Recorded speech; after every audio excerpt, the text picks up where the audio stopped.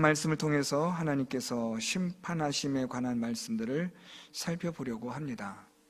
지난 시간에 1절부터 4절 말씀을 통해서 하나님은 하나님을 믿고 살아가는 의로운 자들을 하나님께서 다스리시고 보호하신다는 말씀을 살펴보았습니다. 그래서 하나님을 믿고 의지하는 자들을 하나님이 다스리시고 보호하시는데 어떻게 다스리시고 보호하시는가? 하나님을 믿는 자들의 대적들을 물러가게 하시고 그들을 넘어지게 하시고 그들을 망하게 하심으로 하나님을 믿고 의지하는 의로운 자들을 하나님이 다스리시고 보호하신다는 말씀을 살펴보았습니다. 오늘 본문은 1절부터 4절 말씀을 조금 더 확대해서 구체적으로 설명해 주고 있는 말씀입니다. 오늘 5절부터 10절 말씀을 우리가 순서대로 읽어 내려가면 조금은 이해하기가 어려워집니다. 그래서 오늘 본문을 우리가 조금 다르게 순서를 보실 필요가 있습니다. 먼저 7절부터 8절 말씀을 읽고 그 다음에 5절과 6절 그리고 9절과 10절을 읽어 내려가면 훨씬 더 1절부터 4절까지의 말씀과 연관시켜서 이해하는데 도움이 됩니다. 1절부터 4절까지 말씀을 우리가 다시 정리하면 하나님을 믿는 자들을 하나님이 다스리시고 보호하셔서 악한 대적들을 물러가게, 넘어지게, 망하게 하신다라는 말씀이었는데, 그러면 하나님께서 어떻게 다스리시고 보호하시는가? 그 하나님의 다스리시고 보호하심에 대하여 7절과 8절은 그것을 하나님께서 여호와께서 심판을 위하여 보좌를 준비하셨도다 라고 말씀합니다. 그래서 8절에 공의로 세계를 심판하시며 정직으로 만민에게 판결을 내리시리로다. 그래서 우리가 1절부터 4절 말씀을 읽고 7절과 8절 말씀으로 바로 들어오면 하나님께서 어떻게 다스리시고 보호하시는가? 하나님은 의로운 자들을 어떻게 지키시는가? 악인들은 또 어떻게 심판하시는가? 그것은 바로 하나님께서 심판의 보좌에 앉으셔서 공의와 정직함으로 그렇게 행하시는구나 라는 것을 바로 알 수 있습니다.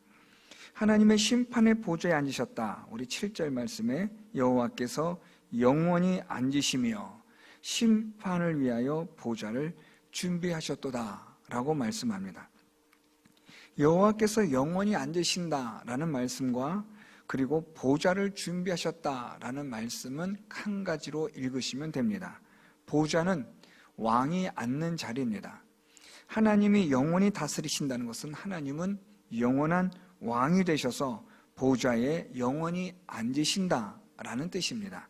그러므로 하나님은 왕이셔서 영원히 다스리시는 분이 되시는데, 하나님은 왕으로서 영원히 다스리시는데 그 다스리심은 심판으로 다스리신다라는 겁니다. 우리가 왕에 대한 것의 이미지를 떠올리면 가장 먼저 떠오르는 것이 심판입니다. 왕에게는 심판이라는 아주 중요한 권세와 권위가 있는 겁니다. 오늘 하나님이 보좌에 영원히 앉으시는데 그 보좌는 심판을 위한 보좌입니다.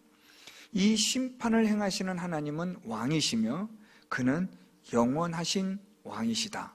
오늘 7절은 그것을 말씀해 주고 있습니다. 그래서 하나님이 왕으로서 영원히 그는 우리를 다스리시는 심판하시는 하나님이신데 무엇으로 심판하시는가? 8절에 보니까 공의로 세계를 심판하시며 그리고 정직으로 만민에게 판결을 내리시리로다.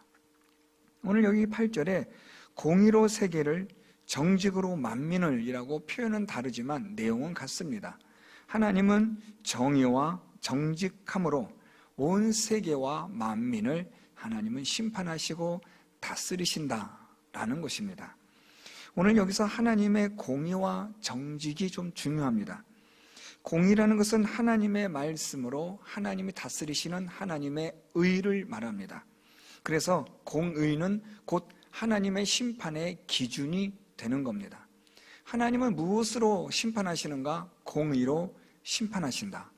분명한 하나님의 의가 기준이 된다라는 말씀입니다. 그런데 여기에 무엇이 따르냐면 정직이 따릅니다. 정직으로 하나님은 심판하신다. 공의가 기준인데 그러면 정직은 어떤 의미가 있는가? 이 정직이라는 이 히브리어는 정당하다 또는 완전하다라는 뜻을 가진 단어입니다. 하나님께서 공의로 심판하실 때에 하나님은 정당하게 완전하게 심판하신다라는 말씀입니다. 공의로 심판하시면 되는데 또 왜 여기에 완전, 정당성이라는 것이 첨가되어지는가? 우리가 조금은 의문을 가질 수 있습니다. 그것은 하나님께서 공의로 심판하실 때에 누구라도 이의가 없이, 억울함 없이 완전하게 정당하게 심판을 행하신다라는 말씀입니다. 공의에 따라 하나님의 기준으로 하나님께서 심판을 행하실 때 누구도 억울하지 않게 더 이상 할 말 없게 하나님께서 그렇게 정당하게 완전하게 심판하신다라는 말씀입니다. 그래서 이 정직하다라는 이 단어에 대해서 하나님의 완전성, 전지성을 여기에 해석하는 학자들도 있습니다. 그래서 하나님이 공의로 심판하시는데 모든 것을 다 아시는 하나님이 되심으로 누구도 하나님의 이 심판에 대하여 이의를 제기할 수 없는 완전한 심판이다라는 말씀입니다. 우리의 마음 깊은 곳에 있는 것까지 그것을 헤아리시는 하나님의 전지함, 그것으로 하나님의 공의에 따라 심판하시기 때문에 누구도 억울하지도 않고 또한 여기에 이의를 제기할 수도 없는 겁니다. 하나님의 이러한 다스리심, 이러한 심판이 있다. 오늘 7절과 8절은 그렇게 1절부터 4절의 말씀을 다시 한번 좀 더 분명하게 설명해 주고 있습니다.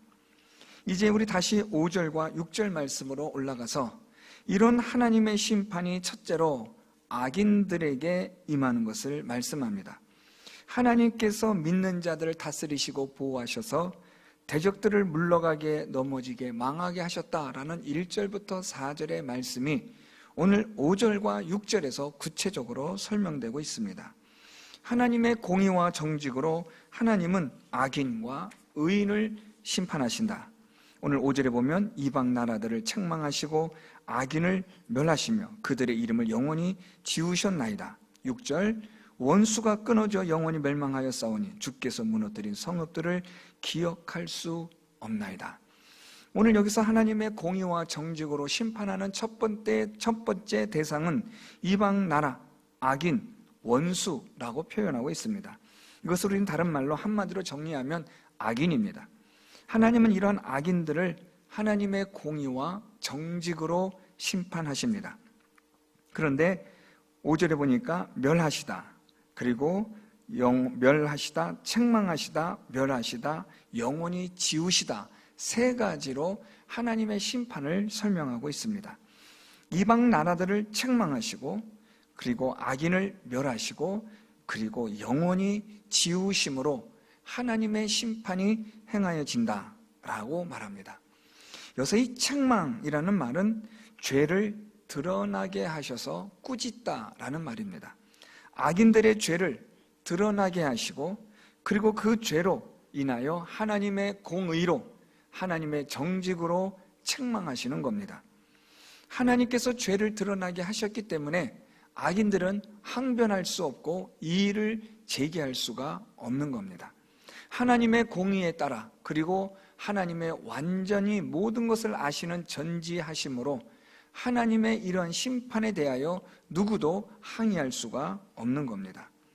또한 하나님은 영원히 지우시는 것으로 심판하시는데 영원히 지우다라는 말은 글자를 어떤 무엇인가로 문질러서 없애는 것을 뜻하는 단어입니다.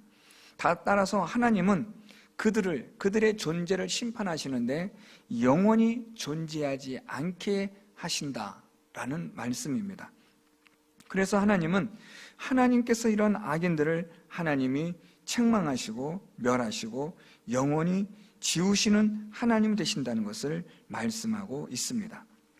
6절 말씀으로 내려가면 원수가 끊어져 영원히 멸망하였사오니 주께서 무너뜨린 성읍들을 기억할 수 없나이다 라고 하나님의 심판과 정직에 대하여 또 설명하고 있습니다.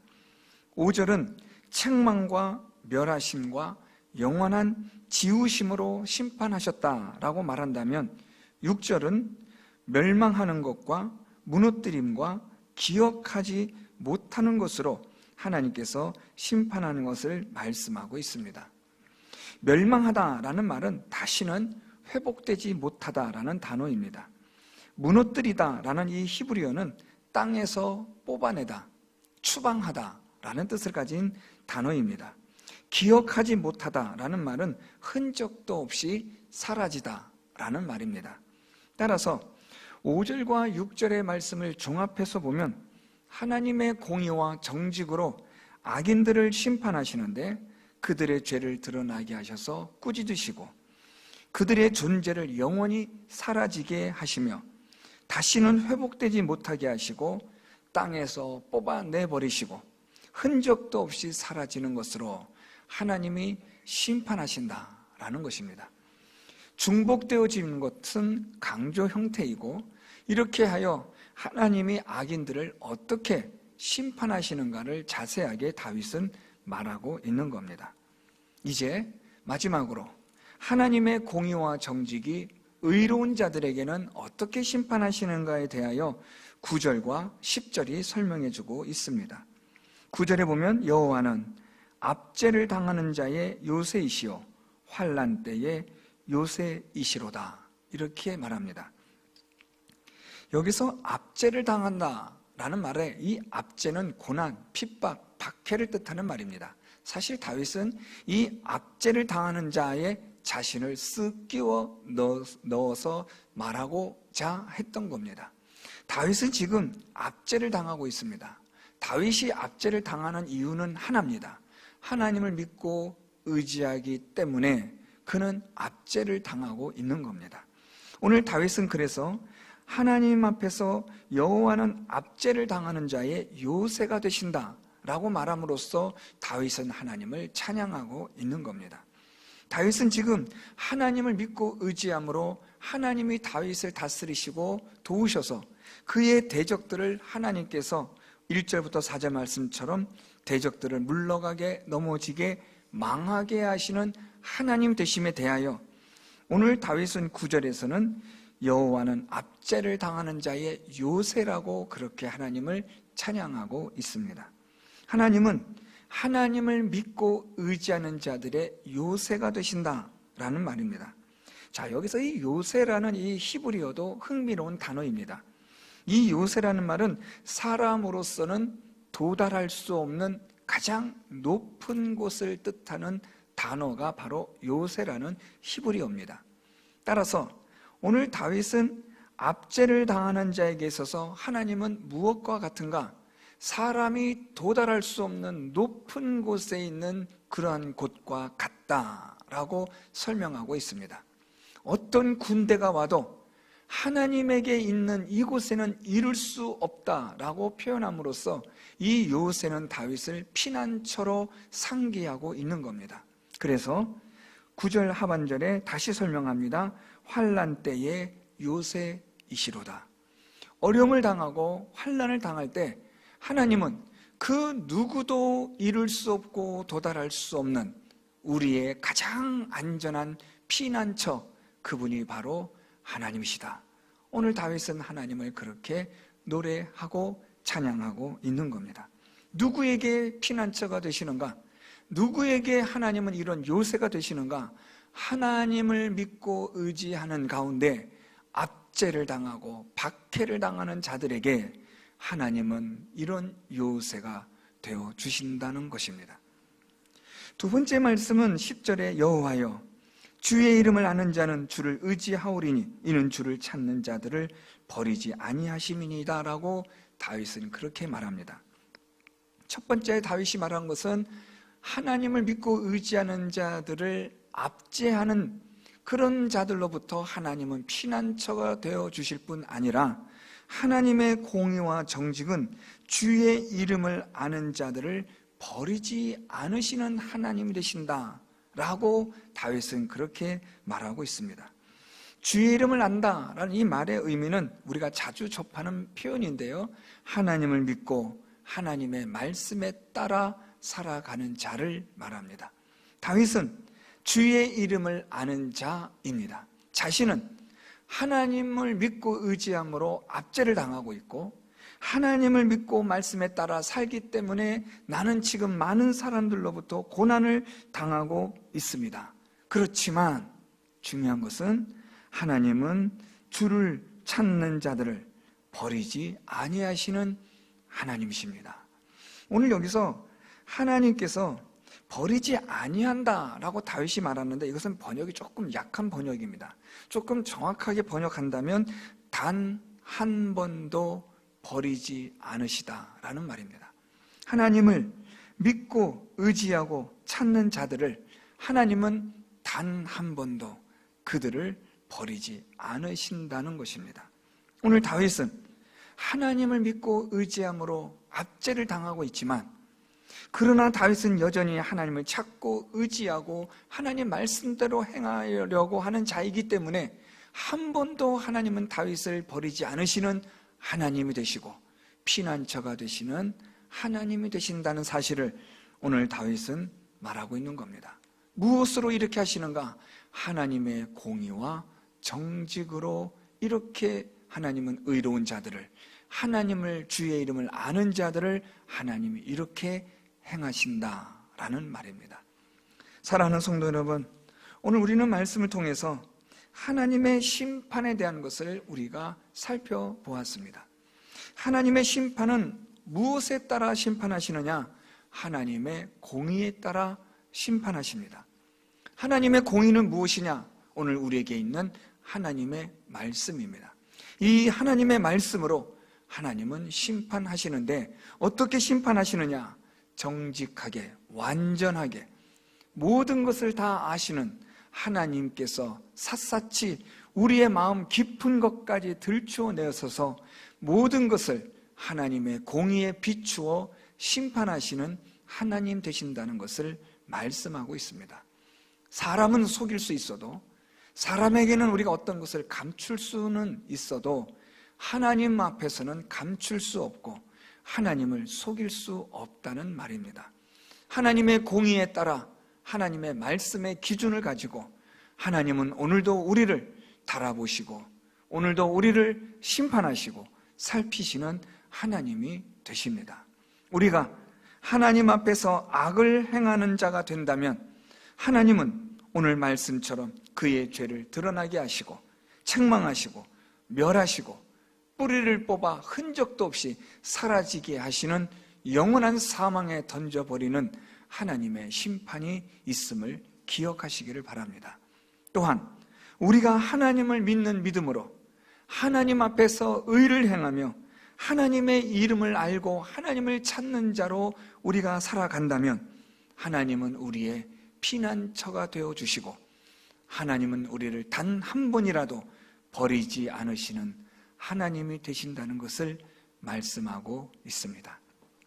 사랑하는 성도 여러분, 하나님의 이러한 공의와 하나님의 정직함의 이 심판 앞에서 저와 여러분 우리 모두가 하나님을 믿고 의지하는 자 되시고 주의 이름을 알므로 하나님을 찾는 자 되는 성도 여러분들이 될 수 있기를 바랍니다.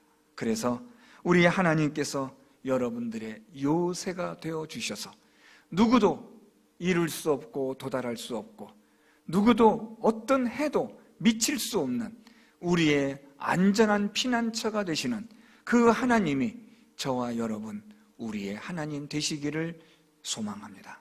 또한 우리가 하나님을 믿고 의지하며 주의 이름을 아는 자가 되고 하나님을 찾는 자가 되어서 하나님께서 단 한 번이라도 버리지 않으시는 하나님 되심을 경험하는 성도 여러분들이 될 수 있기를 바랍니다. 저는 오늘 이 말씀을 준비하는 가운데 제 마음에 참 감동 주는 말씀이 주를 찾는 자들을 버리지 아니하신다라는 말씀입니다. 우리가 하나님을 찾으면, 하나님을 구하면 하나님은 우리를 버리지 않으시고 단 한 번이라도 우리를 버리지 않고 포기하지 않으시고 끝까지 우리를 붙드시는 하나님 되신 줄 믿습니다. 하나님을 믿고 의지하고 하나님을 찾는 성도 여러분들이 되셔서 하나님이 여러분의 피난처가 되시고 하나님이 여러분들을 한 번도 버리지 않으시는 그런 하나님을 경험하며 살아가는 성도 여러분들의 삶이 되시기를 예수 그리스도의 이름으로 축원드립니다.